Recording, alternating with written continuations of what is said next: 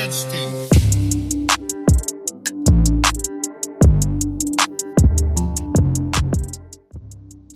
Alright, so how does this even work? How is it possible for light to be transferred all the way from here to the very ends of these very interesting, cool cables? How does this work?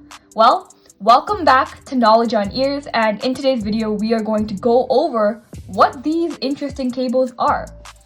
So they're called fiber optics, and what is fiber optics?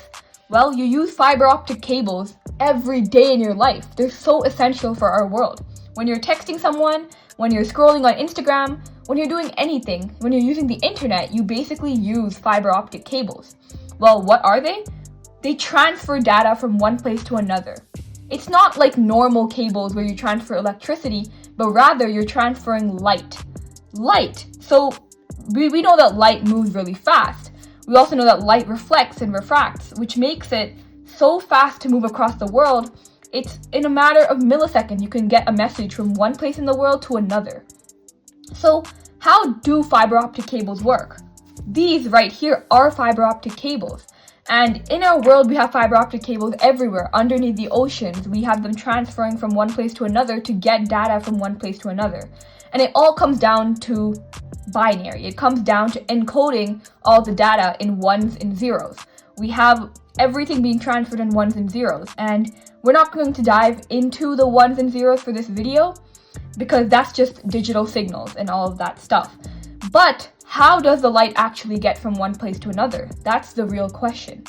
Well, it actually relies on a concept known as refraction. And this is a very essential concept. It's happening all the time in front of us at all points in our life.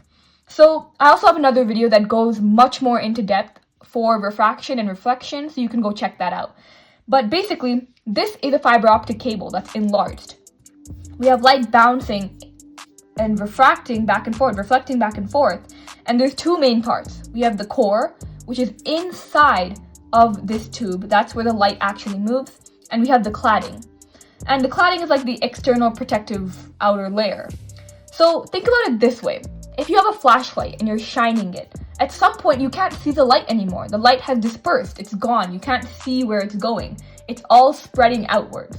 But for this, we have to ensure that the signal doesn't disperse. We need the data to stay in the way it has been sent.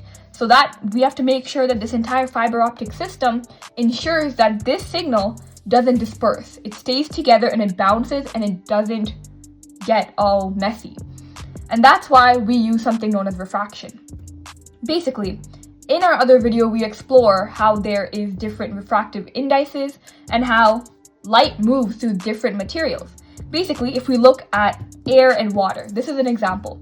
In air, it's much less dense, so it's moving faster. This means it has a lower refractive index than water. Water, it's much denser. It's harder for light to move through, so it slows down. And because of the slowing down, it bends towards something called the normal line. This is the normal line right here.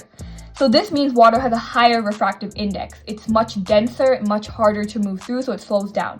In the other way, if we have light moving from water to air, then we have a higher refractive index moving to a lower. So it's slower and then it speeds up. And speeding up means it moves away from the normal line. So it bends and has a larger angle. So now we apply these concepts to fiber optics. How does it work? Well, in fiber optics, we have cladding and core. And the core actually has a higher refractive index. Think of it as the water. The core is acting as the water and the cladding is acting as the air. Now, what will happen? If the light strikes the cladding, this is what's going to happen. So we have light moving at especially in fiber optics, the light is moving at very steep angles because it's essential to move at steep angles for this to work.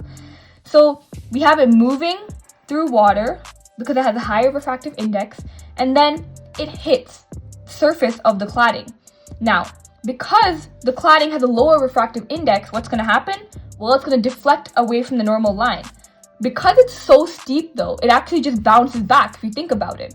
Because if it's going to deflect, it needs a larger angle, which means the only way to get a larger angle is to reflect back off at the exact same angle. And that's basically how the light continues with the exact same angle and it doesn't disperse. That's how we keep the signal, we keep the data. So yeah, we also have to, over time, in anything related to physics, basically in our real world, there's always some type of imperfection, there's always some type of losses, which means that over time, this signal is not going to perfectly stay as a perfect signal all the time. It's going to degrade over time, it's going to disperse a little bit. So that's why we have different amplifiers throughout the way that ensures that we can regenerate the signal properly. We can have the same signal over long distances. So that's why we use fiber optics. It's very efficient compared to copper wires, copper cables, things like that. Light is a very cool phenomenon. So thank you for listening. Bye!